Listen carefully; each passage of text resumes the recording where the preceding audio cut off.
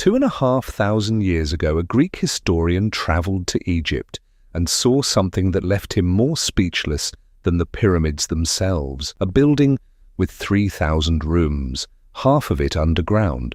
And when he tried to go deeper, the priests stopped him. What lay below, no one was allowed to see.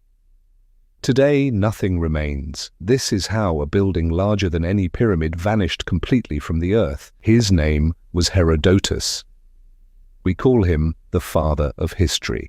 Around 450 BC, he traveled along the Nile and wrote down what he saw. He described the pyramids of Giza, but when he reached a lake the Egyptians called the Lake of Moris, he wrote down something striking.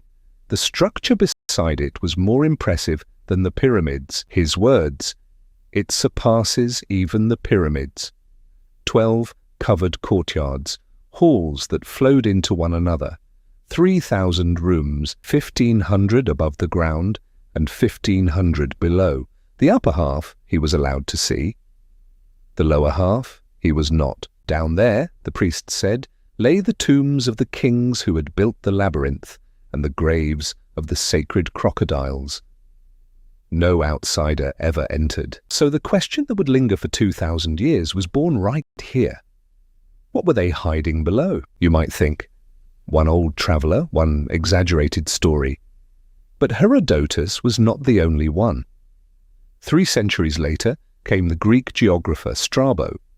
He walked through it himself and got lost. Strabo wrote that no stranger could find the way in or out without a guide.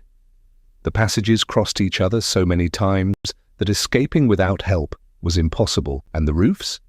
A single block of stone for every room. No wood, no seams, massive slabs stretching on and on. The Roman Pliny later called it one of the greatest wastes of wealth mankind had ever made. 3 independent sources centuries apart describe the same impossible structure. This was not a myth. This had existed, and they all pointed to the same place, Hawara, in the heart of Egypt, beside the pyramid of a pharaoh named Amenemhat III. If it truly existed, then where is it now? It took until 1888. A British archaeologist, Flinders Petrie, the most careful excavator of his time, came to Hawara to find the labyrinth. He knew exactly where to look, and he found it, or rather, he found where it had stood. Where 1,000 rooms should have stood lay a gigantic field of crushed limestone, a platform the size of 9 football fields, more than 100,000 square meters. But the walls, the halls, the roofs of solid stone, gone, torn down to the foundation. Petrie understood what had happened. The labyrinth had not collapsed. It had been carried away, stone by stone, century after century, demolished and reused for new cities, new temples, new rulers. The largest building of the ancient world was slowly eaten by the people who came after. But Petrie also noticed something he could not explain. Beneath the rubble lay a foundation of solid rock, deeper than it needed to be. Petrie could not dig through it. The groundwater from the lake stood too high. The lower half, the half Herodotus was never allowed to see, remained exactly where it had always been, sealed, underground, unreachable. Now skip ahead 100 years. In 2008, a team returned with technology Petrie never had, ground-penetrating radar, able to look through stone and sand without digging, and what they saw sent a chill down their spines.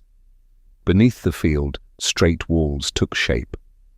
Rooms, passages, a grid of structures, meters deep, exactly where the ancient texts said the lower half lay. The underground half of the labyrinth appears to still be there, untouched. 2,000 years after the world above was torn away.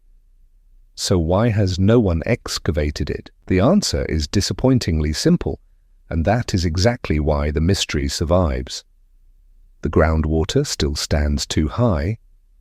Digging would mean draining an entire lake region. The 2008 results were never fully published, and so it lies there.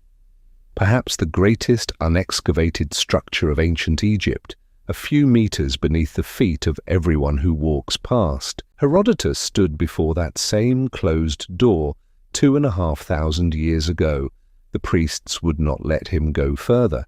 And in a strange way, the earth still will not let us go further either. 3,000 rooms, half of it carried away by human hands. The other half still waits, sealed in the dark, for someone who dares to look at what the Egyptians so desperately wanted to keep hidden. What do you think lies down there? Let me know and subscribe, because there is much more still buried